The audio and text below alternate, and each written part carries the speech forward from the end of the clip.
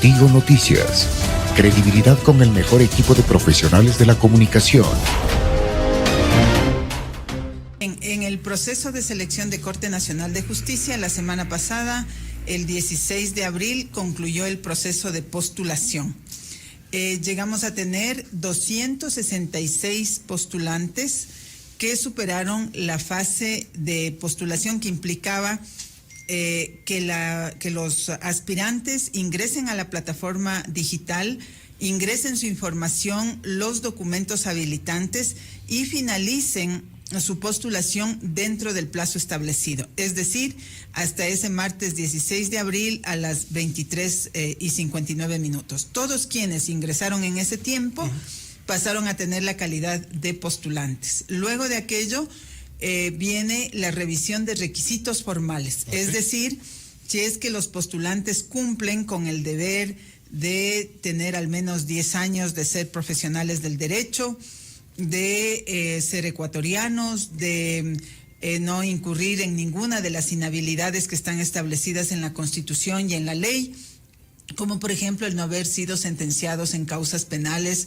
de delitos contra la administración pública, por ejemplo, ¿no? Entonces hay una serie de requisitos, una batería de obligaciones y de prohibiciones que tienen que ser revisadas. Ese es el momento en el cual está desarrollándose el concurso de Corte Nacional en este momento. Cuando se cierre aquello, lo que viene es los que superen la revisión de requisitos o lo que se denomina admisión, pasan a revisarse sus expedientes a través del comité de expertos que ya está integrado.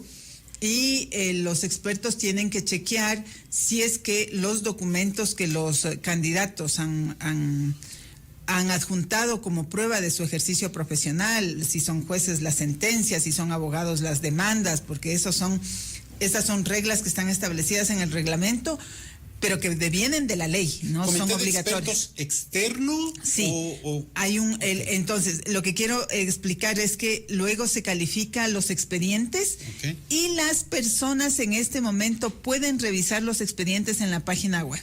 Yo me he esforzado la semana anterior insistiendo que la mejor forma de transparentar el concurso es publicando las hojas de vida, para que no sea solo ese comité de expertos el que revise, porque si bien ese comité va a terminar haciendo una calificación, la gente puede chequear, el ciudadano común, ingresando a la página web del Consejo de la Judicatura, las hojas de vida de estos 266 postulantes.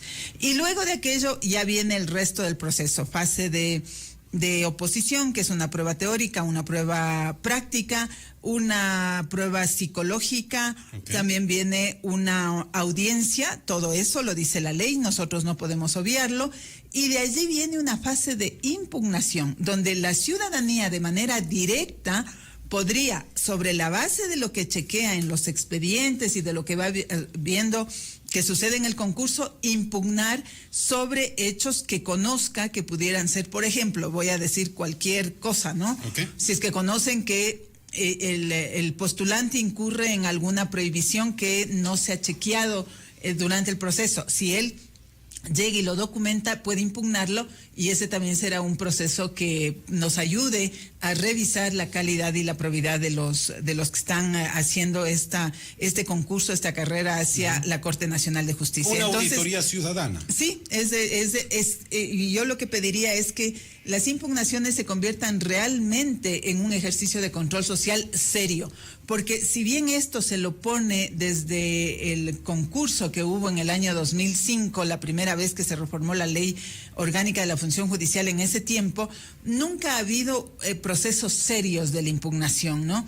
Nosotros lo que quisiéramos, y yo lo voy a impulsar así, es que en esta ocasión la impugnación ciudadana sea un instrumento de manejo muy serio, como lo es en otros países, en donde a sus jueces, quienes más observan sobre su idoneidad para decirles ellos son los que deben llegar, o sobre sus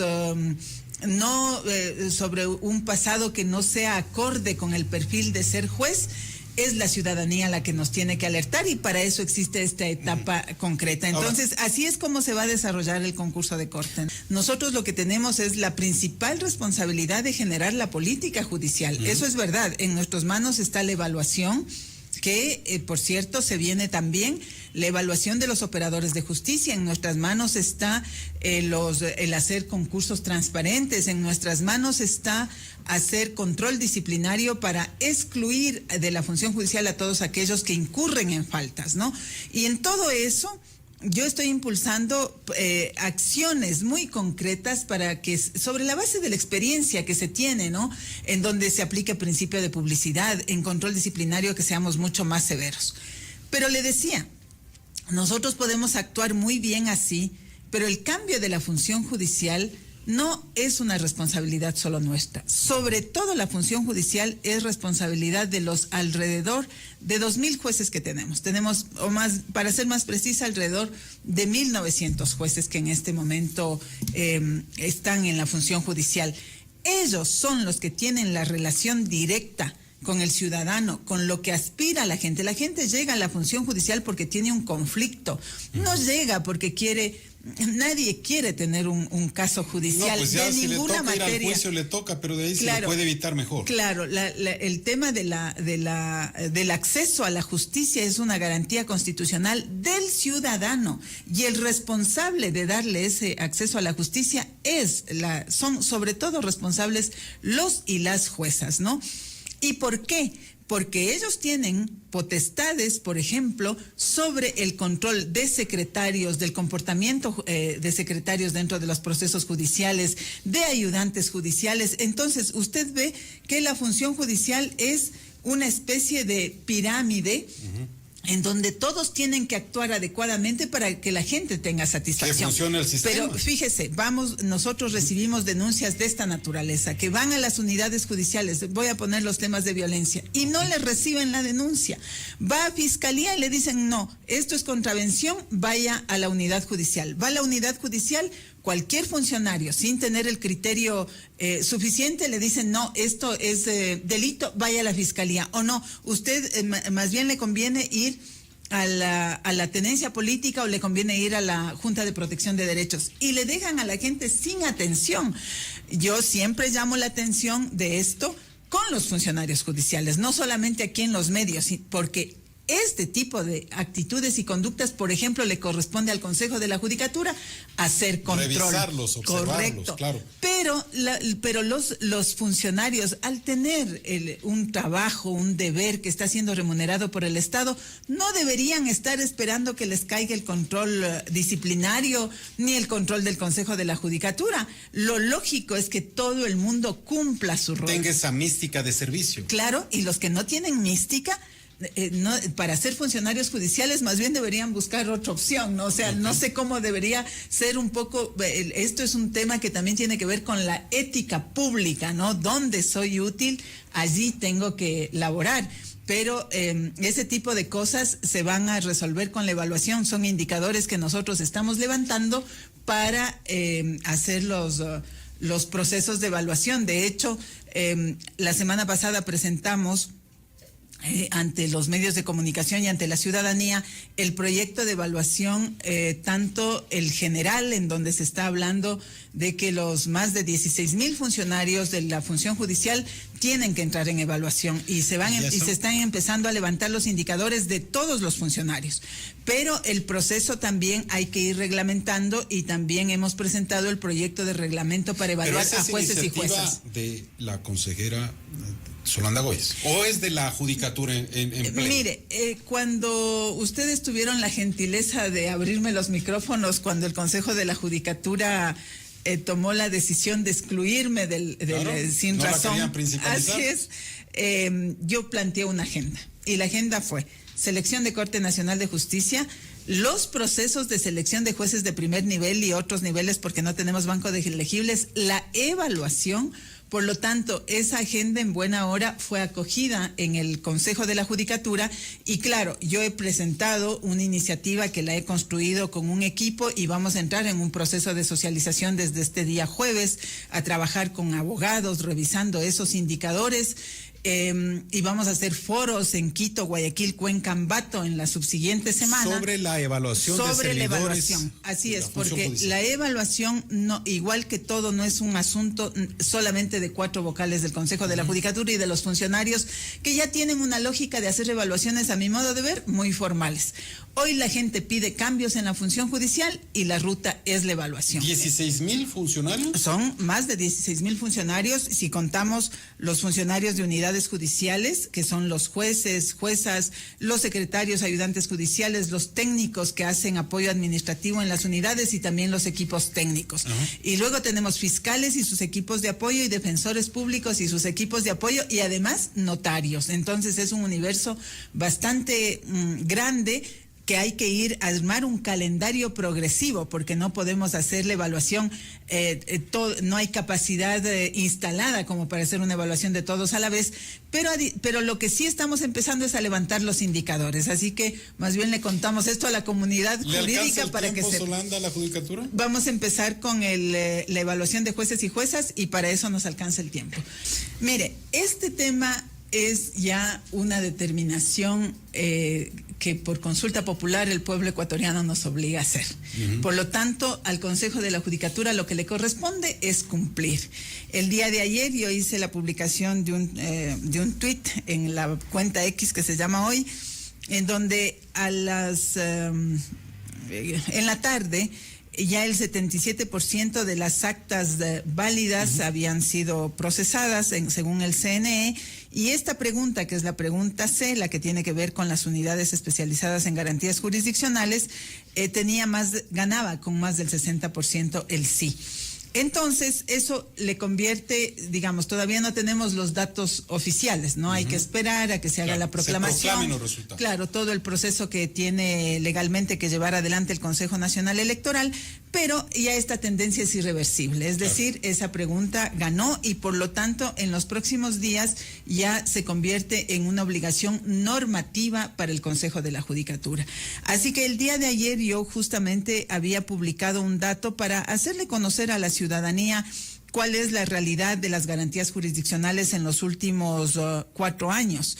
Tenemos del 2020 al 2023 que se han ingresado a función judicial 77.502 peticiones de garantías jurisdiccionales clasificadas en acción de acceso a la información, acción de protección con medida cautelar, habeas corpus, habeas data, medidas cautelares autónomas, ¿no? Entonces, ahora, ¿qué es lo que nos toca empezar a trabajar? Es en el dimensionamiento. De hecho, yo he pedido ya alguna información para avanzar en ese dimensionamiento, porque tenemos que chequear, primero, hay un comportamiento diferente según la densidad poblacional de las provincias y de las ciudades, ¿no? Entonces, por ejemplo, Quito, Guayaquil, son las ciudades más grandes, es donde la carga procesal siempre es mayor. Luego hay unas ciudades intermedias y de allí hay unos cantones pequeñitos. ¿En eso hay que mejorar la atención, Solanda, por la carga procesal? Sí, el principio aquí es la especialidad. Lo que nos está diciendo la consulta popular y la intención de esa pregunta que el presidente de la República la incluye es con el ánimo de conducir a la especialidad, justamente para que sean jueces que profundizan en el análisis, en el estudio y que con el tiempo van teniendo un desarrollo de criterio específico sobre las garantías jurisdiccionales que conducen a la especialidad, aparte del conocimiento, por cierto. Entonces tenemos que ahora hacer el dimensionamiento de cuántas unidades necesitamos para que allí laboren estos jueces especializados y hacer el proceso de selección de jueces especializados. ¿Debería ser en cada provincia esto?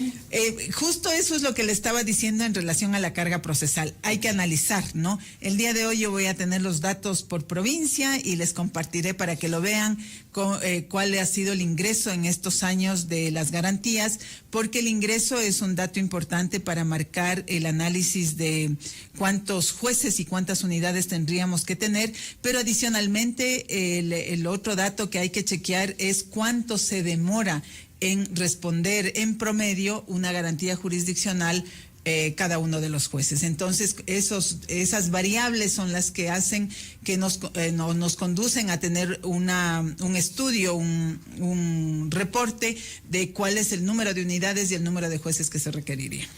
Nosotros estamos esforzándonos, y cuando digo nosotros, un equipo de gente, el día jueves estamos pidiendo que abogados de reconocida labor como profesionales, académicos en libre ejercicio, de organizaciones sociales que trabajan por la reforma judicial e inclusive gente de función judicial, pues debatamos a profundidad cuáles son los indicadores de evaluación, ¿no? Entonces, allí uno de los temas a revisar son los tiempos procesales.